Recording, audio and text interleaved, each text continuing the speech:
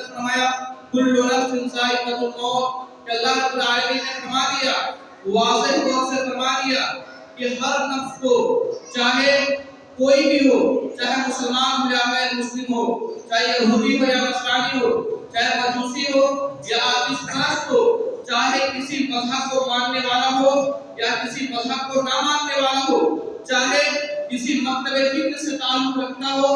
یا نہ رکھتا ہو، اللہ رب العالمین نے فرما دیا کہ ہر نفس کو موت کا مزہ چکھنا ہے۔ کل نفس ذائقۃ الموت۔ اسی طریقے سے ہم دیکھ لیں فرعون کو دیکھیں جس نے دعویٰ کیا انا ربکم الاعلی کہ میں سب سے بڑا رب ہوں، اگر کوئی رب ہے سب سے بڑا تو میں ہوں اور مجھ سے بڑا کوئی رب نہیں ہے۔ اس نے دعویٰ کیا کہ مجھے موت نہیں آئے گی، میں نہیں مروں گا، اس دنیا سے رخصت نہیں ہوں گا، لیکن رب کائنات کو دیکھیں کہ رب کائنات نے فرعون کو اس انداز سے مارا، اس انداز سے اس کو اٹھایا کہ پوری دنیا کے لیے اس کو عبرتناک بنا دیا۔ سورہ بقرہ کے اندر اللہ رب العالمین نے فرمایا، آپ نے فرمایا وَإِذْ فَرَقْنَا بِكُمُ الْبَحْرَ فَأَنْجَيْنَاكُمْ وَأَغْرَقْنَا آلَ فِرْعَوْنَ وَأَنْتُمْ تَنظُرُونَ کہ اللہ رب العالمین نے فرمایا کہ جب ہم نے سمندر کو دو حصوں میں تقسیم کر دیا، فَأَنْجَيْنَاكُمْ اور ہم نے موسیٰ علیہ السلام اور ان کے ماننے والوں کو نجات دے دیا، وَأَغْرَقْنَا آلَ فِرْعَوْنَ اور ہم نے فرعون اور اس کے ماننے والوں کو دریا کے اندر، سمندر کے اندر غرق کر دیا۔ تو فرعون کو اللہ رب العالمین نے سمندر میں ڈبو کر مار ڈالا، اس کو وفات آ گئی۔ اسی طریقے سے ہم دیکھیں موت کہتے کس کو ہے، موت کی تعریف کیا ہے؟ اہل علم موت کی تعریف لکھتے ہوئے کہتے ہیں وہ انقطاع الروح فی البدن کہ جسم سے روح کا نکل جانا اس کو موت کہتے ہیں، اور موت یہ اللہ رب العالمین کے ہاتھ میں ہے۔ موت کا آنا، زندگی کا ہونا یہ صرف اور صرف اللہ رب العالمین کے ہاتھ میں ہے۔ خود قرآن کریم میں اللہ رب العالمین نے فرمایا، سورہ آل عمران کے اندر فرمایا وَمَا كَانَ لِنَفْسٍ أَن تَمُوتَ إِلَّا بِإِذْنِ اللَّهِ کتابًا مؤجلا۔ اللہ رب العالمین نے فرما دیا کہ ہر نفس چاہے مرد ہو یا عورت ہو، چاہے لڑکا ہو یا لڑکی ہو، چاہے امیر ہو یا غریب ہو، چاہے خوبصورت ہو یا بدصورت ہو، چاہے کہیں کا بھی رہنے والا ہو، ہندوستان کا رہنے والا ہو یا پاکستان کے اندر رہنے والا ہو، چاہے امریکہ کا رہنے والا ہو یا سعودی کا رہنے والا ہو، تمام کے تمام لوگوں کے بارے میں رب کائنات نے فرما دیا ہر نفس یہ اگر مرتا ہے اس کو موت آتی ہے الا باذن اللہ، اللہ رب العالمین کے حکم سے، بغیر اللہ رب العالمین کے حکم سے کسی انسان کو موت نہیں آ سکتی۔ تو موت یہ ایک عقل حقیقت ہے، موت ایک ایسی سچائی ہے کہ انسان کے اندر، کسی بھی انسان کے اندر یہ جرأت نہیں ہے کہ موت کا انکار کر سکے۔ آئیے ہم دیکھتے ہیں موت کے کچھ احکام و مسائل۔ تلقین لا الہ الا اللہ کہ انسان جب موت کے قریب ہو جائے، مرض الموت میں پہنچ جائے، اللہ رب العالمین کا پیارا ہونے لگے، تو ایسی صورت میں ہماری ذمہ داری ہے کہ ہم وفات ہونے والوں کو لا الہ الا اللہ کی تلقین کریں۔ جیسا کہ ابو داؤد کی حدیث ہے، معاذ رضی اللہ تعالی عنہ فرماتے قال رسول اللہ صلی اللہ علیہ وسلم کہ اللہ کے رسول نے فرمایا، آپ نے فرمایا من کان آخر کلامہ لا الہ الا اللہ دخل الجنہ کہ اللہ کے رسول نے فرمایا کہ ایک انسان جس کا آخری کلام اس دنیا کے اندر سب سے آخری کلام اگر لا الہ الا اللہ ہو، یعنی اس بات کی گواہی دے کہ اللہ رب العالمین کے علاوہ کوئی معبود نہیں ہے، ہمارا اگر کوئی معبود ہے، کوئی الہ ہے تو صرف اللہ رب العالمین ہے، اس کا سر جھکے تو صرف رب کائنات کے سامنے جھکے اور اس کے علاوہ کسی اور کے سامنے نہ جھکے۔ اگر انسان کا آخری کلام لا الہ الا اللہ ہو تو اللہ کے رسول نے فرمایا داخل الجنہ، ایسا انسان قیامت کے دن اللہ رب العالمین اس کو جنت میں داخل کرے گا۔ اسی طریقے سے ہم دیکھیں صحیح مسلم کی روایت ہے، ابو سعید خدری رضی اللہ تعالی عنہ فرماتے ہیں قال قال رسول اللہ صلی اللہ علیہ وسلم کہ اللہ کے رسول نے فرمایا، آپ نے فرمایا لقنوا موتاکم لا الہ الا اللہ کہ اللہ کے رسول نے فرمایا کہ تم اپنے اموات کو، جو لوگ اس دنیا سے رخصت ہونے والے ہو، جو لوگ مرض الموت میں پہنچ چکے ہو، ان کو اس بات کی تلقین کرو کہ لا الہ الا اللہ کہے، لیکن لا الہ الا اللہ کی تلقین کے بارے میں ہم اس بات کو جانیں کہ ہم اس کے پاس بیٹھ کر کے لا الہ الا اللہ پڑھیں تاکہ وہ سن کر کے وہ بھی لا الہ الا اللہ پڑھتے، لیکن ہم اس بات کو جانیں یہ نہیں کہ ہم اس پر دباؤ ڈالیں کہ لا الہ الا اللہ پڑھیں، کہیں ایسا نہ ہو گھبراہٹ کی بنیاد پر وہ انکار کرتے، اللہ رب العالمین کا انکار کرتے، اسلام کا انکار کرتے، ایمان کا انکار کرتے، تو علامہ البانی رحمۃ اللہ علیہ فرماتے ہیں کہ لا الہ الا اللہ کا تلقین کا مطلب یہ ہے کہ انسان موت یعنی جو شخص مرض الموت میں مبتلا ہو چکا ہے اس کے قریب بیٹھ کر کے لا الہ الا اللہ کا ورد کرے، لا الہ الا اللہ پڑھے تاکہ جو وفات پانے والا ہے وہ بھی سن کر کے لا الہ الا اللہ پڑھتے۔ اسی طریقے سے ہم دیکھیں ہمارے یہاں اگر کوئی شخص اللہ رب العالمین کا پیارا ہو جاتا ہے، چاہے ہمارا بھائی ہو یا ہماری بہن ہو یا ہمارے ماں باپ ہو یا ہمارے رشتہ دار ہو یا کوئی بھی ہو اس دنیا کے اندر اس کائنات کے اندر، اگر کوئی بھی مسلمان رب کائنات کا پیارا ہو جائے تو ہم یہ کہیں انا للہ و انا الیہ راجعون، جیسا کہ صحیح مسلم کی روایت ہے ام سلمہ رضی اللہ تعالی عنہ کہتی ہے قالت سمعت رسول اللہ صلی اللہ علیہ وسلم يقول ما من عبد تصيبه مصيبة فيقول انا لله وانا اليه راجعون اللهم اجرني في مصيبتي واخلف لي خيرا منها۔ کہ ام سلمہ رضی اللہ تعالی عنہ کہتی ہے کہ اللہ کے رسول نے فرمایا، آپ نے فرمایا کہ اگر کسی بندے کو کوئی مصیبت آ جائے، اگر کسی کے یہاں کوئی وفات آ جائے، اللہ رب العالمین کا پیارا ہو جائے اور اس پر کہے انا للہ و انا الیہ راجعون، کہ بے شک تمام کے بے شک ہم اللہ رب العالمین کے لیے ہے اور ہمارا لوٹنا اللہ رب العالمین کے لیے ہے، اور یہ کہے اللہم اجرنی فی مصیبتی واخلف لی خیرا منها، کہ اے رب کائنات ہماری مصیبت میں تو ہمیں اس کا بدلہ دے، اور جو شخص وفات پا چکا ہے وہ ہمیں اس سے بہتر عطا فرما دے۔ ایک انسان اگر مرنے کے بعد کسی کے مرنے کے بعد لا الہ الا اللہ کہتا ہے تو اللہ کے رسول نے فرمایا کہ ایسے انسان کو اللہ رب العالمین اس کے تمام ثقیلہ گناہوں کو مٹا دیتا ہے۔ اسی طریقے سے ترمذی کی روایت ہے، ابو موسیٰ رضی اللہ تعالیٰ عنہ کہتے ہیں کہ ان رسول اللہ صلی اللہ علیہ وسلم کہ اللہ کے رسول نے فرمایا، آپ نے فرمایا اذا مات ولد العبد، کہ جب ایک کسی بھی شخص کا اگر لڑکا اللہ رب العالمین کا پیارا ہو جاتا ہے، دنیا سے رخصت ہو جاتا ہے، فقال اللہ تعالی لملائکتہ، تو اللہ رب العالمین فرشتوں سے کہتا ہے قبلتم ولد عبدی، کہ میرے فلاں بندے کے لڑکے کے روح کو تو نے قبض کر لیا، فیقولون نعم، تو فرشتے کہتے ہیں ہاں ہم نے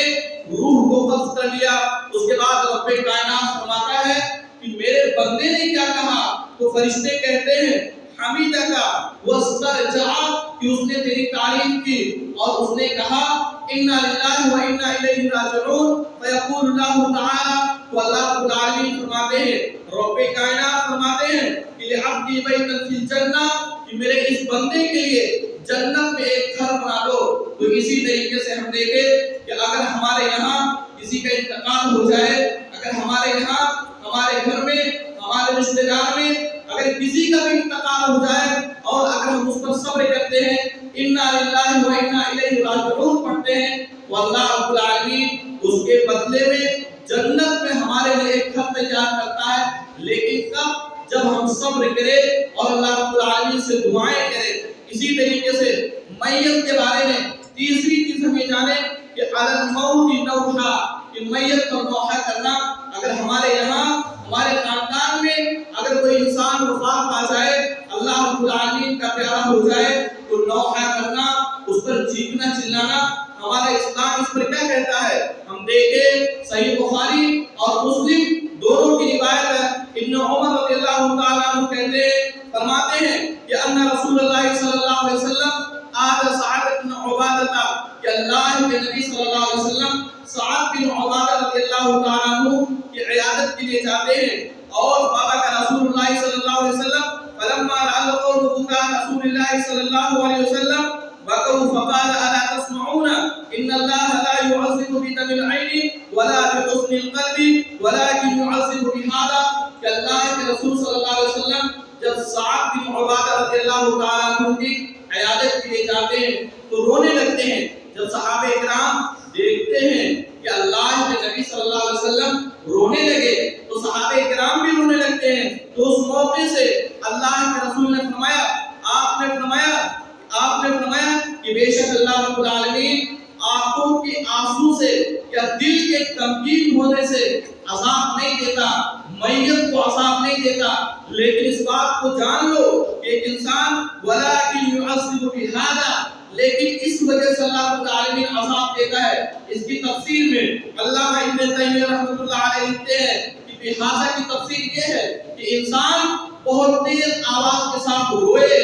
اپنے دامن کو, اپنے کپڑوں کو چیرے یا اسی طریقے سے نوحہ کرے. یہ تمام کی تمام چیزیں اگر کسی کے یہاں کوئی انتقال کر جائے اپنے کپڑے کو چیرے, بہت تیز آواز سے روئے, نوحہ کرے. ایک انسان اگر ایسا عمل کرتا ہے تو اللہ کے رسول نے فرمایا کہ مرنے والوں کو عذاب دیا جاتا ہے. عذاب کیوں دی جاتی ہے؟ اس کی وجہ کیا ہے؟ ہمارے معاشرے کے اندر ہم کو معلوم ہوتا ہے کہ ہمارے یہاں اگر کسی کا انتقال ہو جاتا ہے تو گھر والے, رشتہ دار والے روتے ہیں. ایک انسان اگر مرنے کے وقت یہ معلوم ہے کہ ہمارے بھی مرنے پہ تمام کے تمام گھر والے روئیں گے, چیخیں گے, چلائیں گے, اس کے باوجود اگر منع کر کے نہ چاہے تو ایسی صورت میں مرنے والوں کو عذاب دی جاتی ہے. اسی طریقے سے ہم دیکھ لیں اللہ کے رسول نے تو یہاں تک فرمایا, آپ نے فرمایا ان العین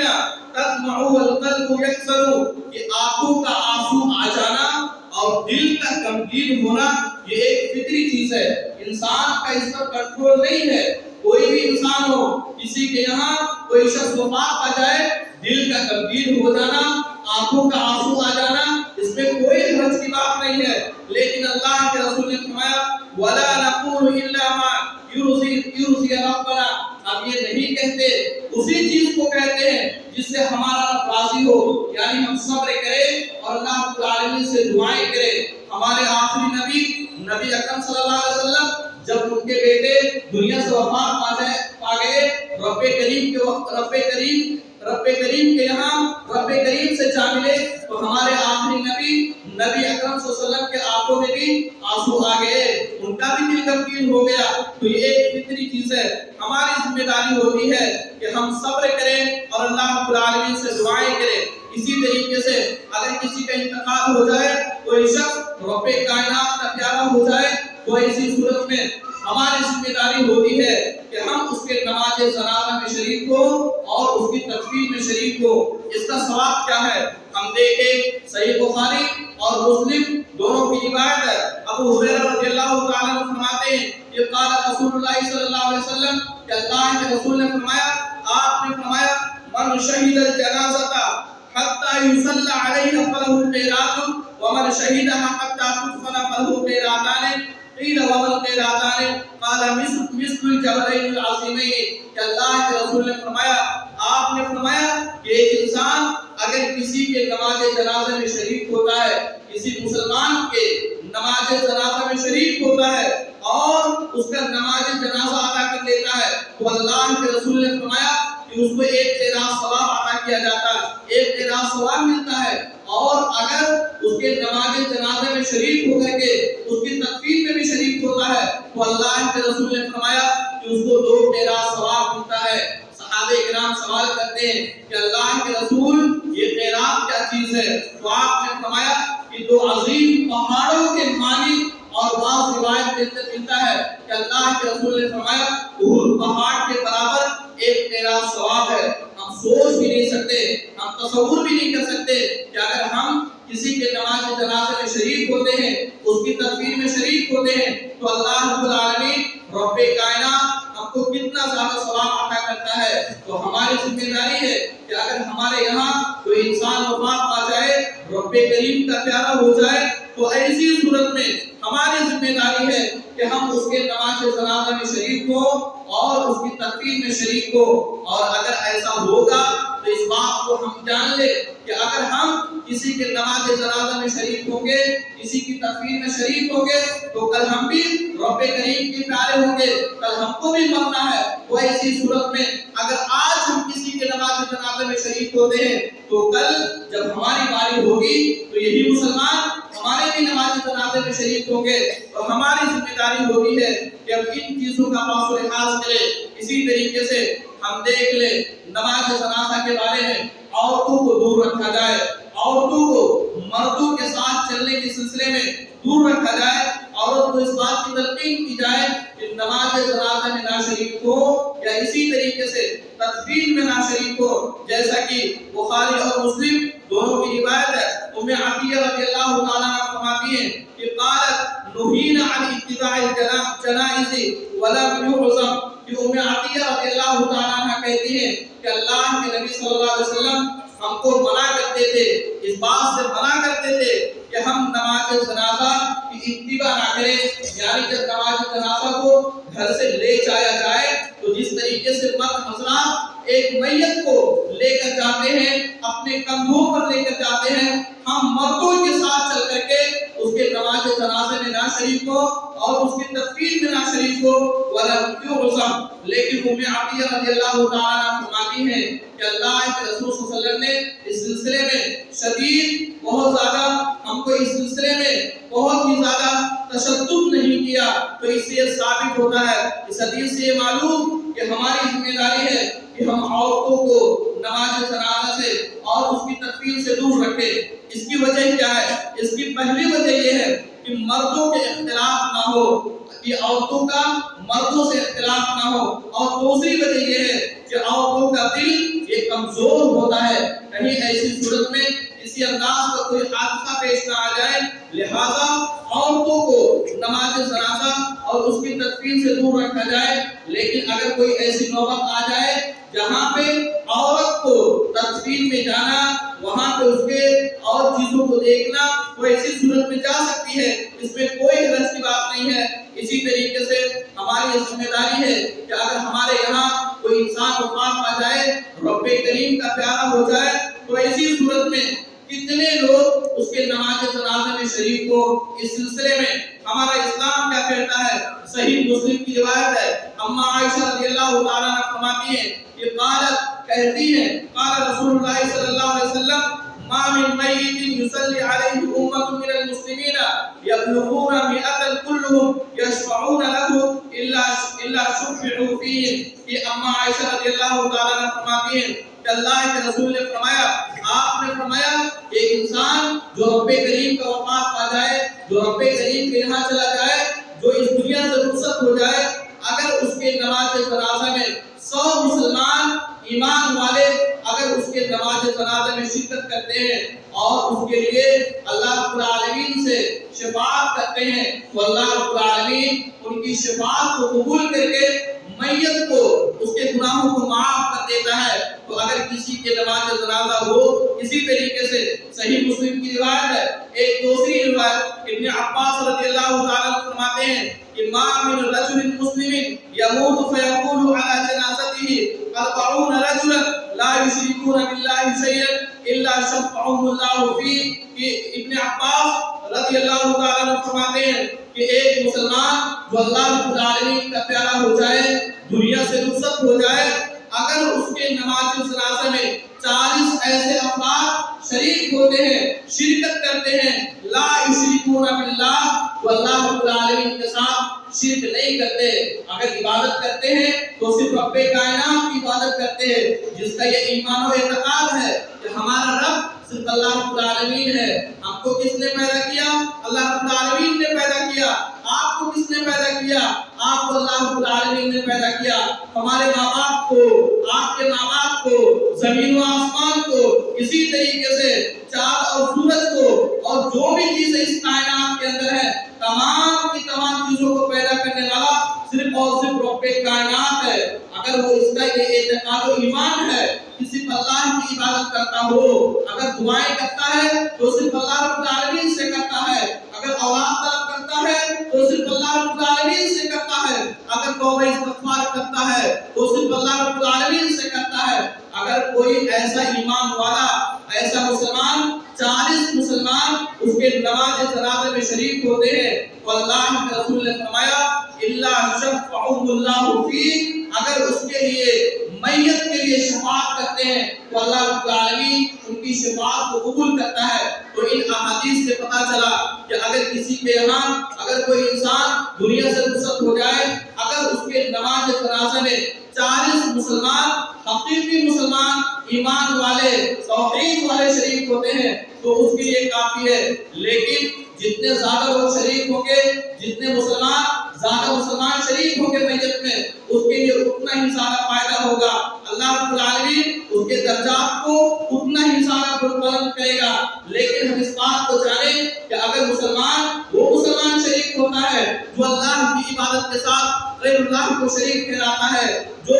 بدعات اور شرکیات پر عمل کرتا ہے، تو چاہے جتنے مسلمان شریک ہو جائے اس کے لیے کچھ بھی فائدہ نہیں ہوگا۔ وہی مسلمان ان کے لیے فائدہ مند ہوگا جو توحید پر ہو، جو ایمان پر ہو۔ اسی طریقے سے اگر 40 افراد سے کم ایک نماز جنازے میں شریک ہوتے ہیں تو اسی صورت میں کیا اس کا حکم ہوگا؟ اس سلسلے میں علامہ البانی رحمۃ اللہ علیہ فرماتے ہیں اگر کسی کے نماز جنازہ میں 40 افراد سے کم مسلمان ہو تو اسی صورت میں چاہیے کہ ان 40 سے کم والوں کو 3 صفوں میں تقسیم کر دیا جائے، یعنی 3 صف بنا دیا جائے تو اس کے لیے کافی ہوگا۔ اسی طریقے سے میت کے احکام کے سلسلے میں ہم اس بات کو جانیں کہ اگر ہمارے یہاں کسی کا انتقال ہو جائے، کوئی شخص رب کریم کا پیارا ہو جائے تو تعجیل المیت للتدفین، ہماری کوشش ہونی چاہیے کہ ہم اس کے تدفین میں جلد بازی کریں، ہم تاخیر نہ کریں۔ اس سلسلے میں ہم دیکھیں صحیح بخاری کی روایت ہے، ابو سعید خدری رضی اللہ تعالیٰ عنہ کہتے ہیں کان نبی صلی اللہ علیہ وسلم یقول اذا وضعت الجنازۃ فاحتمل الرجال على اعناقها، کہ اللہ کے رسول نے فرمایا، آپ نے فرمایا کہ ایک انسان جو اللہ رب العالمین کا پیارا ہو جائے، دنیا سے رخصت ہو جائے، اور جب لوگ اپنے کندھوں پر اس کو اٹھا کر کے لے کر جانے لگے، فَإِن كَانَتْ صَالِحَةً فَقَالَتْ قدمونی، تو اگر میت جو وفات ہونے والا ہے اگر نیک ہوتا ہے تو وہ کہتا ہے کہ میرے سلسلے میں جلد بازی کرو، جلدی کرو، مجھ کو جلدی تدفین کرو۔ اور اللہ کے رسول نے فرمایا وَإِن كَانَتْ غَيْرَ صَالِحَةٍ، اگر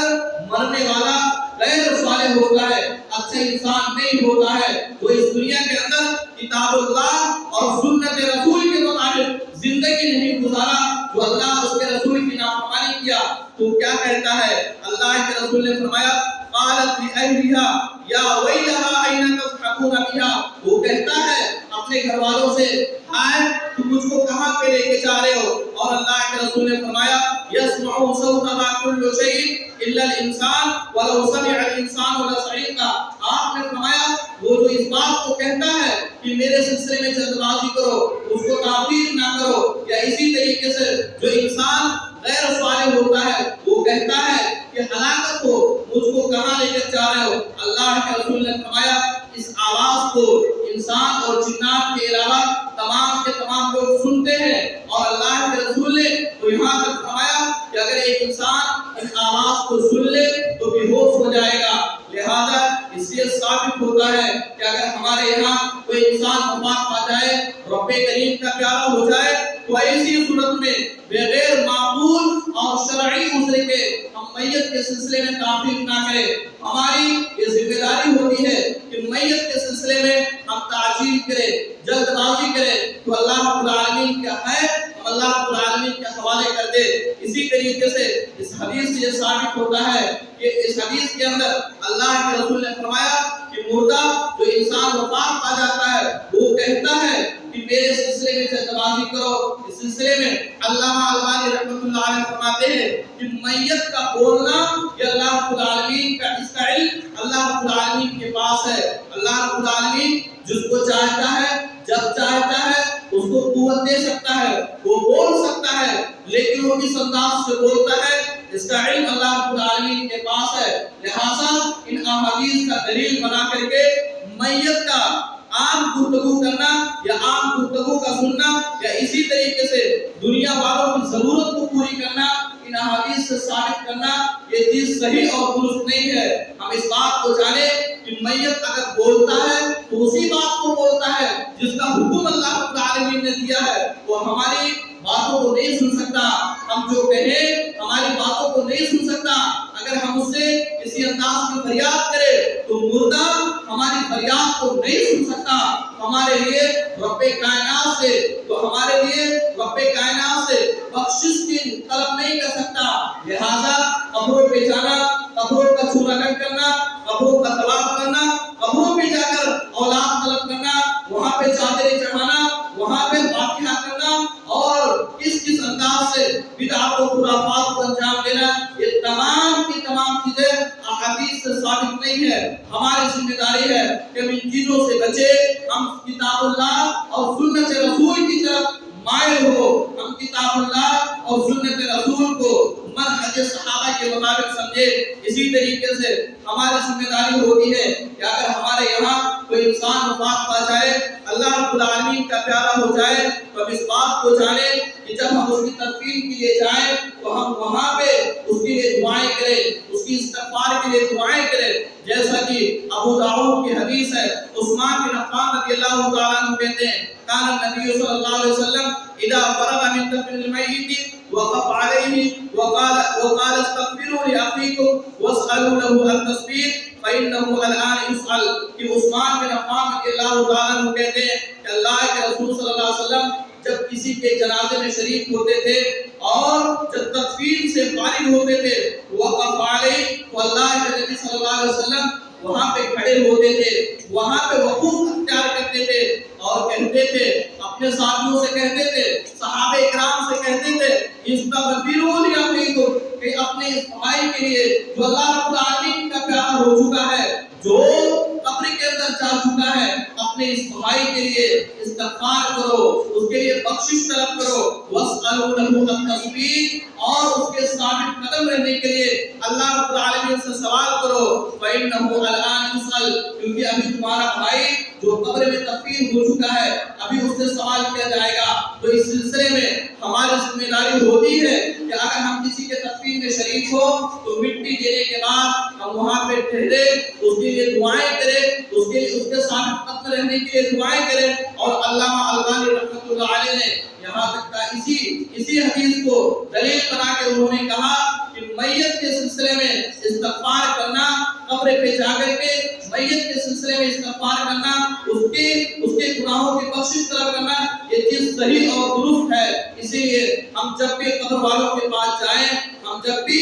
جائیں جہاں پہ ہمارے ماں باپ تدفین ہو، ہمارے اولاد تدفین ہو، ہمارے بھائی تدفین ہو، یا کوئی بھی مسلمان اگر تدفین ہو، ہم جائیں تو ہم اس کے ثابت قدم رہنے کے لیے دعائیں کریں. اور عثمان بن عفان رضی اللہ تعالیٰ عنہ کے بارے میں دیکھیں کہ جب وہ قبر کا تذکرہ کرتے تھے تو رونے لگتے تھے، ان کی داڑھیاں نرم ہو جاتی تھی. صحابہ اکرام فرماتے ہیں، ان کے ساتھی کہتے ہیں کہ جب آپ جنت اور جہنم کا تذکرہ کرتے ہیں تو نہیں روتے، جب قبر کا تذکرہ کرتے ہیں تو رونے لگتے ہیں. عثمان بن عفان رضی اللہ تعالیٰ عنہ نے کہا یہ قبر آخرت کی منزلوں میں سے پہلی منزل ہے. اگر ایک انسان اس قبر سے نجات پا گیا، اس پہلی منزل سے نجات پا گیا تو آخرت میں نجات پا جائے گا. اسی وجہ سے عثمان بن عفان رضی اللہ تعالیٰ عنہ رویا کرتے تھے. تو ہم بھی جب قبر پہ جائیں تو اس سے عبرت حاصل کریں. ہم بھی اپنے دل کے اندر اس بات کو سوچیں کہ ہمارے بھائی جو ابھی قبر کے اندر تدفین ہو چکے ہیں، کل ہم کو بھی یہاں پہ آنا ہے، کل ہم کو یہیں پہ تدفین ہونا ہے، ہم کو بھی سوال کا جواب دینا ہے. وہاں پہ جا کر کے ہم عبرت حاصل کریں، اللہ رب العالمین سے تقوی اور پرہیزگاری اختیار کریں، اپنے لیے دعائیں کریں اور قبر والوں کے لیے دعائیں کریں. یہ نہیں کہ قبر والے سے اپنے لیے دعائیں کریں، بلکہ قبر والوں کے لیے، اس کے ثابت قدم رہنے کے لیے ہم دعائیں کریں. اسی طریقے سے ہم دیکھیں اللہ رب العالمین نے قرآن مجید کے اندر فرمایا، آپ نے فرمایا یثبت اللہ الذین آمنوا بالقول الثابت فی الحیاۃ الدنیا وفی الآخرہ. اللہ رب العالمین نے فرمایا قرآن مجید کے اندر کہ اللہ رب العالمین ان لوگوں کو جو لوگ ایمان لے آئے، ان لوگوں کو ثابت قدم رکھتا ہے دنیاوی زندگی میں. اس کی تفسیر میں علماء کرام فرماتے ہیں کہ ثابت قدم رہنے کا مفہوم کیا ہے؟ ثابت قدم رہنے کا مفہوم یہ ہے کہ انسان جب قبر کے اندر اس کو تدفین کر دیا جاتا ہے